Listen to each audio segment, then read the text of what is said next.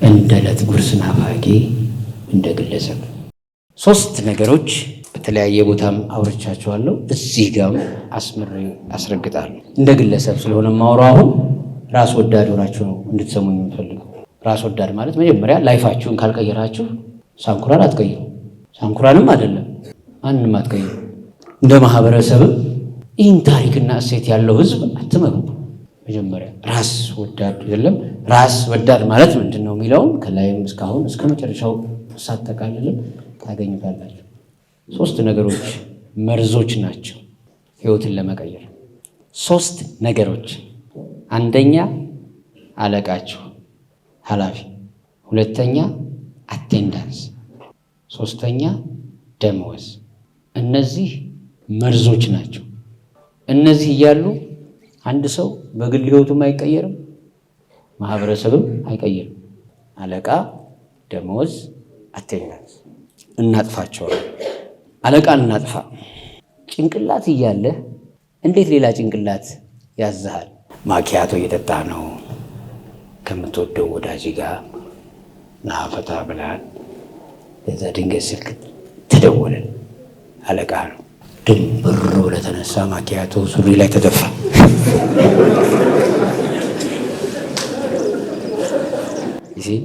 እቅድ አለ። አቅደሃል እኮ ምን? በዚያ ሰዓት ከጓደኛ ጋር እየተጨዋወትክ ነው። ነጀስ በአንተ ሰዓት የሚወስን ሰው አለ ማለት ነው።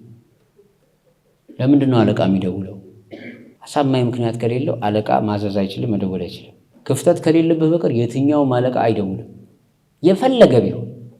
ኢቭን እንኳን አንዳንድ አለቃ ሴትን ይሁን ብሎ ሴቶች ብዙ ጊዜ የምታነሱት ነገር አለ፣ አይደውልም። አሳማኝ ጋፕ ካላገኘ 100%። ለምን? አለቃ ራሱ የሚፈራው በጣም ሰራተኛ አለ። ማን የማይመጣ 15 ቀን አይመጣም ቢሮ አይሰማው፣ በራሱ መንገድ ነው የሚሄደው። በህይወቱ ሊያባረረው የሚፈልገው ሰራተኛ ያንን ሰራተኛ ነው፣ ግን ማባረር አይችልም። ለምን? ማባረር ነበር፣ ግን እሱ ይሄድ ማን ይሰራዋል የሚባል ሰው የለም። አመሰግናለሁ። አለቃ ራሱ የሚፈራው ሰው አለ ማለት ነው። ትክክለኛው አለቃ ማን ነው? ስራ። አየው፣ በስራው ብቃት ስላለው ያ አለቃ ይህንን ሰራተኛ ይፈራዋል። በድፍረት ነው የሚሄደው። በቃ እንዴት እያለ ይችላል። ከዛስ ጥርሱን ነክሶ እንደው ሲለው ምን አልከኝ ሲለው አይ ጠፋ ብዬ እንደው ናፍቆቱ ብሎ አለቃ ይገባል። ያ አለቃ ግን ሌላው ሰው ማስፈራራት ይችላል። ስለዚህ የመጀመሪያው አለቃ ስራ ብቻ። በስራ እስኪ ጥንቅቅ አድርገህ ስራ። በምን አለ ስራውን አልጨረስክም ወይ ከማለት ውጪ አለቃ እንዴት ነው ሰላም ነው እንደው ቤተሰቡ እያለ አንድ ቀን ይደውል ይሆናል። በተከታታይ እንደዚህ ሊደውል ይችላል። አለቃ የለውም መንገድ። ስለዚህ መጀመሪያ ስራን አጠናቆ መስራት የመጀመሪያው ኢምፖርታንት። ይህን ካላደረግ የግል ፕላን የለህም። ዓላማ እንኳን አቅደህ በትርፍ ሰዓት የሆነች ነገር አድርጌ ህይወቴን እቀይራለሁ ብትል ማድረግ አትችልም። ለምን? ኤኒ ታይም የመደወል ስልጣንና ሌላ ጭንቅላት እንዲመራህ ፈቀድክ ማለት ነው። አንተ ጭንቅላት እያለህ የሌላ ጭንቅላት ሲመራህ ከሆነ እጽዋት ሰው ለመባል ፈቅደሃል ማለት ነው። ምክንያቱም እጽዋት በራሱ ሳይሆን በሚመራው የትኛውም አካል የሚመራ ስለሆነ ማለት ነው። ይሄው ግራሩ ድንገት እንግዳ ስለሚመጣ ቀንጥሰ ይኸው አጋድመዋል። እየረጋገጥነው ነው። አለቃህን ቀንስ አይደለም አስወግድ። በምን? በታታሪነት። ከዛ አለቃ አንተን ማየትም አይፈልግም። በቃ he is happy። አንተን የሚፈልግ ሊሸልምህ ሲፈልግ ብቻ ነው። ሊያከብርህ ሲፈልግ ብቻ ነው። ካንተ ጎን መማር ሲፈልግ ብቻ ነው። ስለዚህ አንተ ትሆናለህ አለቃው። እሱም ፈቃደኛ ሆኖ አለቅነቱን ይሰጣል። ክፉ የሚባል እንኳን ሰው ቢሆን አንተን መናገር አይችልም፣ ኢቭን ማማት አይችልም። ምክንያቱም ታጎልበታለህ። ለአለቃ ሰራተኛው ተግቶ ሰርቶለታል ማለት ክብሩ ነው፣ ኃላፊነቱን ተወጣ ማለት ነው። በጣም መጥፎ እንኳን ቢሆን ሊያማህ አይፈቅድም፣ አይችልም። ራሱን ነው የሚጎዳው። ታትረህ ስራ። እመንበት። ሁለተኛ በአንድ ቀን የምናሳልፈው የሥራ መጠን በጣም ትንሽ ደቂቃ ነው። በጣም ካስተዋል ነው አብዛኛው ሰዓት ፍሪ ታይም ነው። ስለዚህ በቀን ውስጥ በጣም ትንሽዬ ሰዓት ነው የሚፈጀው ስራ ለመስራት። የእውነት ያንን ማድረግ ምን ይጠቅማል? ስትወጣ እንኳን ሰላም ትውላለህ። በጣም በትንሹ ሰላም ትውላለህ። ተመስገን ስራዬን ጨረስኩ አትልም? አየው ስራዬን ጨረስኩ፣ ከዚህ በኋላ ስራ የለብኝም። ከዚያስ ነገም ወደ ቢሮ ለመግባት አትደበርም፣ አትቸገርም። ቢያንስ የራስህን ሰላም ታገኛለህ ስራህን አጠናቀህ በመስራት። ስለዚህ በመጀመሪያ ደረጃ ተግተህ መስራት፣ የዕለቱን ስራ ቀድመህ ማጠናቀቅ። ከዚያ ሰላም ይሰማሃል። እዚያ ሰላም ውስጥ ምን ታገኛለህ? እስኪ ህይወቴን ለመቀየር ምን ላስብ? አየህ አንደኛ አለቃ ይደውልብህም፣ እርግጠኛ ቢደውልም ጨርሻለሁ አስረካክባል። ፍሪ ታይምህ ላይ የሚያስጨንቅህ ስልኬን ልዝጋ አልዝጋ የሚያስብልም ነገር የለብህም። ምን ማሰብ እችላለሁ? ምን መስራት እችላለሁ? ምን ማንበብ እችላለሁ? ምን ባደግ? ፈቃድ እንኳን ብትጠይቅ ፍሪ ነህ። ታትረሰርተሃል። ስትሰራም ትሰራለህ። አይ እሱ እኮ ቤቱን ወስዶ ቢሆን ጨርሳል። ይህንን እድል ትፈጥራለህ። ስለዚህ 2 ቀን አግኝተህ የሆነች ቦታ ሄደህ ስልጠናም ለመውሰድ የሆነች ነገር ለማድረግም የተሻለ ኦፖርቹኒቲ የመፍጠር አቅም ታገኛለህ። ስለዚህ ቀድመህ ተግተህ አጥርተህ ስራህን ማጠናቀቅ ለራስህ ነው የሚጠቅም። ውሎህን ሰላም ያደርግልሃል። በማግስቱም ስትመጣ ሰላም ትመጣለህ። ደግሞ ምን ይለኝ ይሆን እያልክ ድብብቆሽ አትጫወትም ካለቃህ ጋር። ቀና ብለህ የመሄድና ፊት ለፊት በሙሉ ልብ የመሄድ ለሰው ልጅ ደግሞ ቀና ብሎ መሄድ እንደመቻል ከፍርሃት እንዲህ ከመሽቆጥቆጥ ከመደባበቅ እንደ መጽዳት ያለ ክብር የለም። በክብር ትገባለህ ቢሮ፣ በክብር ትወጣለህ። በገዛ ስራ ተግተህ አምነህ ለራስህ ብለህ ሰላምህን ለማግኘት ለምን ውሎህን ፒውር ለማድረግ ፐርፌክት ለማድረግ ትንሽዬ ሰዓት ነው የምትፈጀው። እሷን ካጠናቀክ በኋላ አእምሮ ሰላም ስለሚሰማው በጣም ብዙ ነገር ለማሰብም አይደለም ሌሎችንም ለማገዝ እድል ታገኛለህ።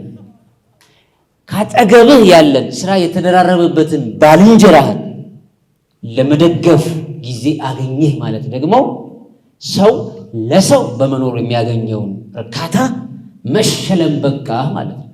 በዚያው ወደ ሰውነት እያደግ ትሄዳለህ። ክብርም ታገኛለህ፣ ሰላምም፣ ኃላፊነትን ትወጣ። ቅድም ያነሳናቸው የጥንታዊ ታሪክ፣ እሴት፣ ማንነት፣ ከዛ የመፈጠር ዓላማ፣ ፋይዳ። ከዚያስ እዚህ ያለ አዳራሽ በሙሉ ቢሞት በሌላ አዳራሽ ይተካል ስንል ኮፒ ነበር። ከኮፒነት የመውጣት ኦሪጂናል የመሆን ኦሪጂናል እገሌ የለም ማለት ተቋሙ ባዶ ነው። እገሌ የለም ማለት መጉደሉ በጣም ፊልም እናደርገው ሰው ነው የምንሆነው፣ ትርጉም ያለን ሰዎች። ስለዚህ የሆነ ቦታ ላይ መገኘታችን የሚናፈቅ የሚያጓጓ እንጂ የሚያስጨንቅ አይሆንም። አቦ ደግሞ መጣ ከመባል ይሰውራችሁ፣ በሰው ዘንድ ከመጠላት። ስለዚህ የገሌ ገሌ ቀረ ተብሎ መናፈቅን ይስጣችሁ። ስለዚህ ሁለተኛው ጊዜ ታትረው መስራት አለቃን ያጠፋል። አቴንዳንስ መቼም እረኛ ለምን ያስፈልጋል? በግ ጠባቂ በቃ በጉ አጥርም ሾልኮ ምን ብሎ የሰው አትክልት እንዳይበላ እንዳያጠፋን በዛው አንዱ ደግሞ እንዳይሰርቀው ነው አይደለ? ራሱን መቆጣጠር ስለማይችል በራሱ ለማይ አቴንዳንስ በር ላይ ተቀምጦ ግባ 1 ግባ 2 እንዴ ከመቆጠር ይጠብቃል። መቆጠር ቁጥር 10 20 30 አቴንዳንስ ልክ የመራህ ቀን አንተ የለህም ሞተሃል። ለምን? አቴንዳንስ ለመሙላት ነው ነይተህ የምትመጣው ከቤት ስትወጣ አቴንዳንስ ብለህ አቴንዳንሷን ከሞላ በኋላ ፈረም እኮ ና እስኪ ማኪያቶን ጠጣ ምናምን። በጣም እኮ የሚያሳፍር ነው። እንዴት አቴንዳንስ እንዴት አህመድ መጥቷል አልመጣም? እስቲ አቴንዳንሱን ላይ እዩ። በሰዓት ፊርማ እስር ቤት ነው። ጠዋት ሲወጣ እስረኛ ይቆጠራል፣ ማታ ሲገባም ይቆጠራል። አቴንዳንስ አየው። መስሪያ ቤቱን ቢሮአችን እስር ቤት ሆነ። ካልፈረምክ እኮ አለቃዬ፣ አለቃህም በመታተር ካስወገድክ ታትራ የምትሰራ ሆኖ አርፍደህ ብትመጣ አቴንዳንስ እንኳን የምትይዘው ልጅ ታስፈርምሃለች። አለቃው እንኳን ቢያመጽ እንዲህ ደው የለ። ሁለተኛ ስራህን ሰርተህ አጠናቀሃል ማለት እሱ እኮ አይመጣም ቀረ ብትባል ዋናው ይህን ስራ መጨረስ ነበር አለ። ባለፈው ሳምንት እኮ ነው የጨረስኩት። አላያችሁትም እንዴ? ልክ እናንተ ናችሁ እንደው መጣችሁ ቁጭ ያላችሁት ያልሰራችሁት። እናንተ ተገኝታችሁ አቴንዳንስ ሞላችሁ እንጂ አልሰራችሁም። በተሰሩ ኑሮ የሰራሁትን ታዩት ነበር ብለህ እንኳን የለም የአሸናፊነት ቃል ለመናገር ያስችላል። ትጋትህ እንጂ አቴንዳንስ አይምራህ። አለበለዚያ ሀብታም አትሆንም። መቼም ከአቴንዳንስ አመለካከት ያልወጣ ሰው እርግጠኛ ሁኑ ሀብታም አትሆንም። አንተ አላህ ነህ እንዴ በሉ። አላህማ ሰው አድርጎ ሲፈጥረን ጭንቅላት ሰጠን፣ አለቀ በቂ ነው።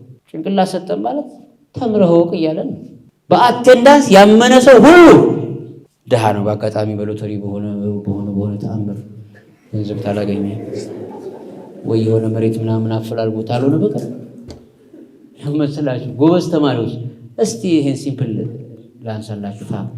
ጎበዝ ተማሪዎች ከዩኒቨርሲቲ ሰቅለው የመጡ እንደነሱ አቴንዳንስ የሚከታተል የለም። ጠዋት ገብተው አቴንዳንስ ከዛ ውሏቸውን ሰጠሬ ሲሞሉ ይውላሉ። እያጥላላሁት አይደለም በቃ ግን በአብዛኛው ትመለከቷቸዋላችሁ።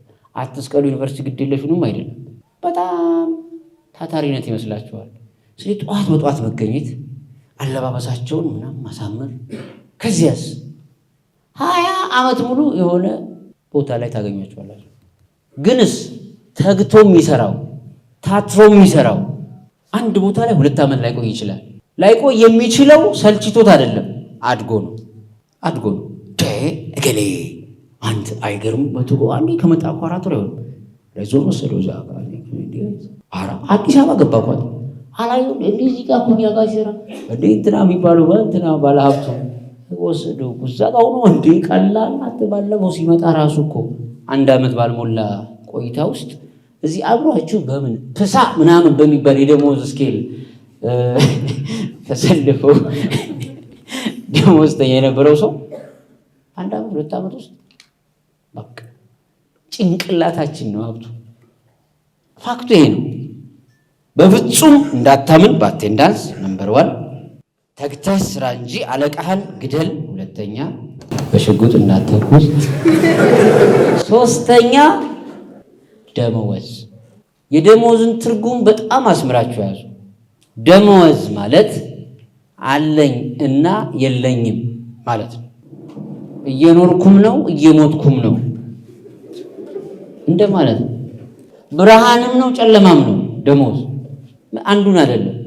የደመወዝ ትልቁ በቃ ሽልማት የመጨረሻው ሳምንት ደመወዝ ኔክስት ዊክ የሆነ ቀን ብቻ ነው ደስተኛ ምን። ለምን? ለመበደር ይመቻል። በነገራችን ላይ በሚቀጥለው ሳምንት ደመወዝ ይወጣል ብላችሁ ስትጀምሩ ከጎናችሁ ያለው ሰው ፈገግ ይላል፣ ያውቃል፣ ያው ይገባዋል፣ ወይም ኮስተር ይላል። ያው ብድር ልትጠይቁት ነው። ደመወዝ ይወጣል ደርሷል ለማለት ብቻ ነው ደመወዝ የሚጠቅመው። nothing። ከዚያስ ደመወዝ የተቀበላችሁ ቀን እንደዛ ቀን የሚደብራችሁ ቀን የለም። በዛ ቀን ስልካችሁን ማጥፋት በጣም ትመኛላችሁ። የተደወለ ስልክ ሁሉ ነው የሚረብሻችሁ። ብር ተቀብላችሁ ሰው መጥላት እኮ ማናችሁም እኮ ብር ኑሯችሁ ሰው አጠሉ። ደህና ተረፍ ያለ ሳንቲም ያላችሁ ሰዓት አማነው ስልክ ድምጻችሁም ይለያል። እንግዲህ ይሄ ነው ተፈጥሯችን ማለት። መጋበዝ እንፈልጋለን። አሁን እዚህ ውስጥ መጋበዝ የማይፈልግ ሰው አለ? ኤቭሪባዲ ማንም ሰው መጋበዝ ይፈልጋል። በቃ ዛሬ ከኔ ጋር ነው አሁንም ሌላ ቀጠሮ ናቲስ። ይሄ ነው ላይፋችን። ይሄንን እንመኘዋለን። ዛሬ እኔ ላይ ነው ጣረውቶ ሁሉንም። ግን ይሄን የምንፈልግ ሰዎች ደሞዝ የተቀበልን ቀን ስልካችን አጥፍተን ነው የምንጠፋው። ሲቸግረን ብቻ ነው ሰው የምንፈልግ ማለት ሲቸግረን ብቻ ነው ሰላም የሚሰማን። ደሞዝ ተቀብለን ሰላም አይሰማን። መኖርም አለመኖርም፣ መሞትም አለመሞትም፣ መሳቅም አለመሳቅም የሆነ የወር አበባ ነው ደሞዝ። የወር አበባ ሲመጣ ያማል። 1 ሳምንት ያማል እስኪመለስ ወይ ምናምን ነገር ያው እንደነገራችሁን ነው አይቻልም። ግን አየው ደሞዝ ሲመጣ ያማል። ጎሉን ጠብቆ ነው የሚመጣው። እንድታስታውሱት ነው በየወሩ።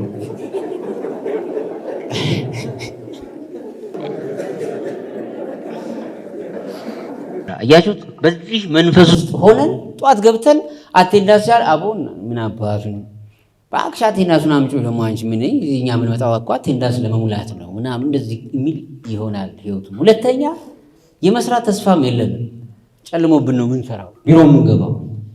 ሶስተኛ ስንመጣ ቅሬታ አቅራቢ እንጂ አመስጋኝ የለም፣ አሰልቺ ነው። አራተኛ በመንገዳችን ላይ ስንሄድ ዓለም ገበያ እንቀይራለን። በዓለም ገበያ ላይ በቃ ትልቅ ከተማ ትልቅ ተፎካካሪ የንግድ ማዕከል ትልቅ ዱባይ እንሰራለን የሚል ህልም ያለው ሰው በሙሉ እዚህ ውስጥ ባለ ስብራቱ ምክንያት መስራት እየፈለገ መስራት እንደማይችል ሲሰማው ውስጡ ይሰበራል። ስለዚህ ቢሮ ውስጥ ገብቶ በጣም አዳዲስ ሐሳብ እያለው አዳዲስ ሐሳብ ማፍለቅ እየቻለ አቅዶ መስራት እየቻለ ምንም አልፈልግም ለውጥ ብቻ ነው የምፈልገው እቀይራታለሁ ከተማዬን፣ ትውልድ ቀዬን፣ ወረዳዬን፣ ዞኔን፣ ክልሌን፣ ሀገሬን፣ ዓለምን ብሎ የሚያምን ጀግና ውስጡ ይታመማል፣ ይሰበራል። ባስብም የሚሰማ የለም።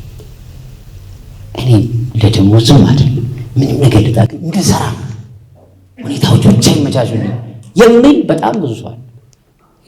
ጸጥ አላደራሹ ማለት ሁላችሁም ይሄ እውነት አለ ውስጣችሁ። ምንም ነገር ለመሆን ዝግጁ ናችሁ ማለት ያልሆናል። ይገርማል። ሁላችሁም ውስጥ ያለው እውነት ጥቅመኝነት አይደለም፣ መስራት መፈለግ ነው። ለውጥ ማየት ነው። አስደመመኝ በልዩነት ግን ለዚያ እንዳትኖሩ ያደረጋችሁ የሆነ ነገር አለ። የሆነ ሲስተም አለ፣ የሆነ ነገር አለ።